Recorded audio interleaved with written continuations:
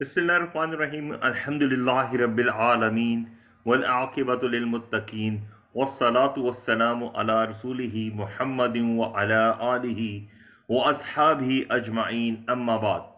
अस्सलाम वालेकुम दोस्तों, आज से इंशाअल्लाह ताला हम एक नहायत दिलचस्प सिलसिला शुरू कर रहे हैं जिसमें हम नहव को सीखेंगे मुख्तसर लेकिन अहम तरीन सवालात की सूरत में।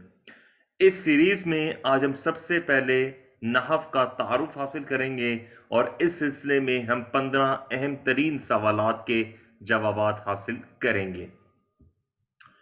सबसे पहले हमें मालूम होना चाहिए कि किसी भी इल्म को शुरू करने से पहले किन चीजों का जानना जरूरी है।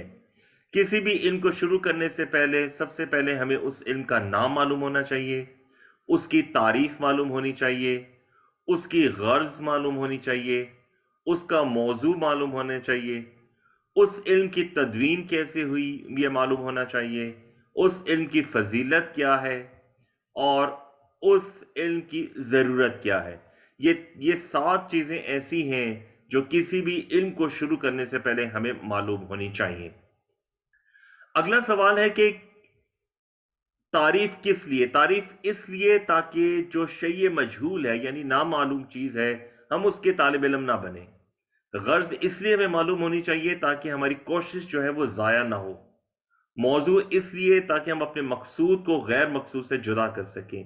और बाकी चीज़ें जो हैं वो इसलिए हमें मालूम होनी चाहिए ताकि इस इल्म का शौक और उसकी अजमत दिल में पैदा हो जाए। अगला सवाल यहां पे है कि तारीफ का लुग़वी मानी और इस्तिलाही माना क्या है।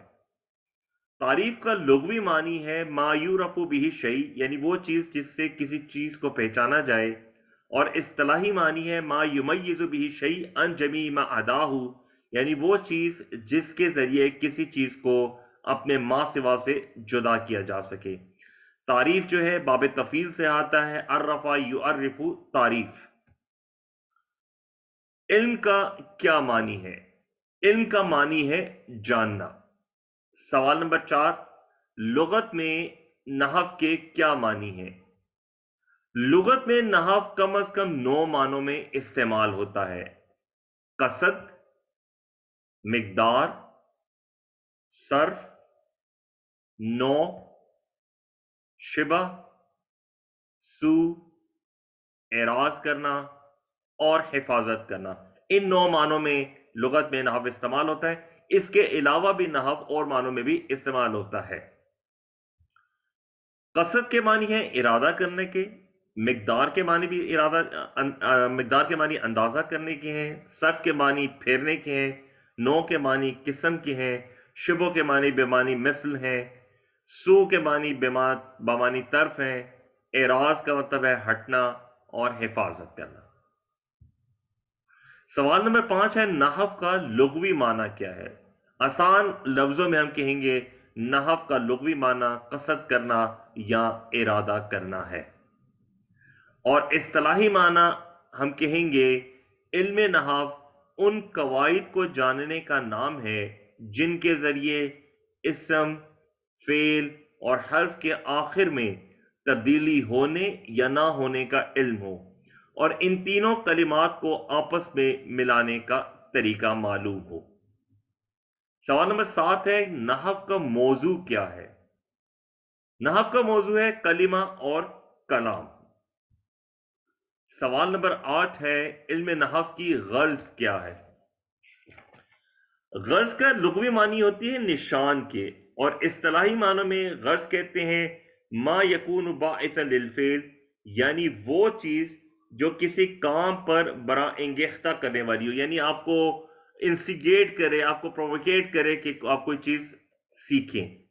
तो इल्म नहव की गर्ज है अरबी जुबान लिखने, पढ़ने और बोलने में लफ्जी गलती से बचना।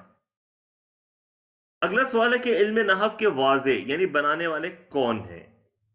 हजरत अली अल मुर्तजा रजी ताला अन्हो इल्म नहव के वाजे हैं। इल्म नहव की वजह तस्मिया क्या है?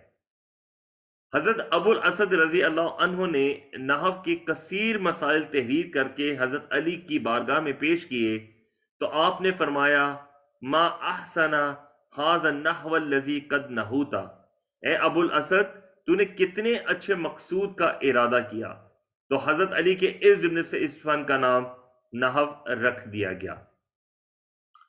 علم نحو کی پہلی کتاب کا نام کیا ہے؟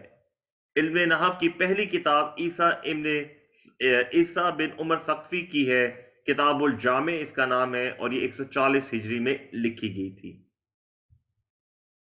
علم النحو کے سب سے مشہور نحوی یعنی استاد یعنی عالم کون ہے؟ امام سیبویہ 177 ہجری، یہ علم النحو میں سب سے مشہور اور مستند عالم مانے جاتے ہیں۔ سوال نمبر 13 ہے، علم نحو کی فضیلت کیا ہے؟ علم نحو کی فضیلت کے لیے اتنا ہی کافی ہے کہ ہم جب نحو کا علم حاصل کرتے ہیں تو یہ ہمارے لیے فہم قرآن کا ذریعہ بنتا ہے اور عرفان حدیث کا وسیلہ ہے۔ حضرت عمر رضی اللہ عنہ فرماتے ہیں، تعلم النحو کما تتعلمون السنن والفرائض، یعنی علم نحو کو اس طرح سیکھو جس طرح تم سنن اور فرائض سیکھتے ہو۔ اسی طرح ایک مشہور مقولہ ہے، النحو فی الکلام کالملح فی الطعام، یعنی نحو کی حیثیت کلام میں ایسی ہے جیسے کھانے میں نمک کی، جیسے کھانے میں اگر نمک نہ ہو تو کھانا بے ذائقہ ہو جاتا ہے، اس کا ٹیسٹ نہیں آتا، اسی طرح اگر کلام میں اگر آپ کو نحو سے واقفیت نہیں ہے تو آپ کو کلام کا ذائقہ، کلام کی ٹیسٹ، کلام کی حلاوت محسوس نہیں ہوگی۔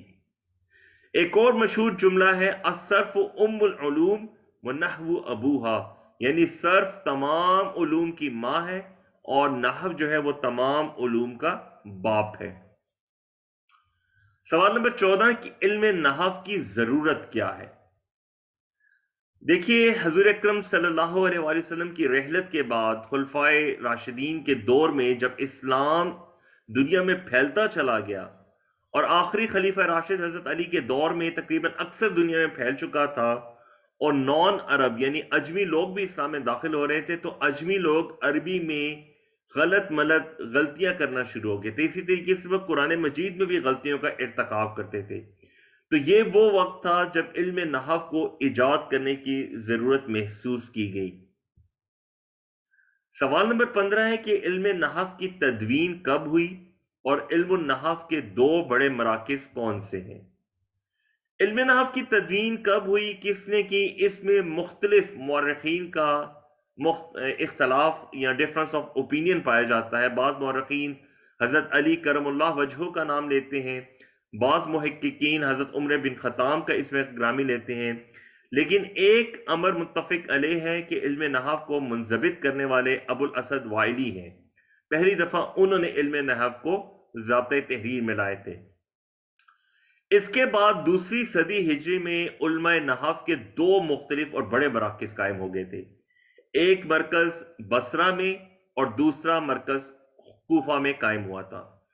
علماء بصرہ جو نحو کے ہیں ان کے مقتدی اور پیشوا امام سیبوی اور امام علیل تھے، جبکہ کوفہ میں علماء کوفہ کے مقتدی اور پیشوا امام فرعہ اور امام کسائی تھے۔ یہ دو بڑے مراکز ہیں نحو کے، اور آج تک مسلم دنیا میں نحو کے متعلق جتنا بھی کام ہوا ہے انہی دو مراکز کو اپروچ کیا جاتا ہے۔ الحمدللہ آج ہم نے تعارف نحو کے سلسلے میں 15 اہم سوالات کا علم حاصل کیا ہے۔ اگر آپ چاہتے ہیں کہ آپ اسی طریقے سے نحو، صرف، بلاغت، سیرت اور قرآن مجید سے متعلق معلومات حاصل کرتے رہیں تو آپ سے درخواست ہے یوٹیوب چینل اسٹوڈنٹس آف قرآن مجید کو سبسکرائب کیجئے اور آگے شیئر کیجئے۔ اللہ تبارک و تعالیٰ سے دعا ہے کہ اللہ ہمیں قرآن پڑھنے، سمجھنے، غور کرنے، عمل کرنے کی توفیق دے۔ سبحانک اللہم و بحمدک، نشہد ان لا الہ الا انت، نستغفرک و نتوب الیک۔ السلام علیکم ورحمۃ اللہ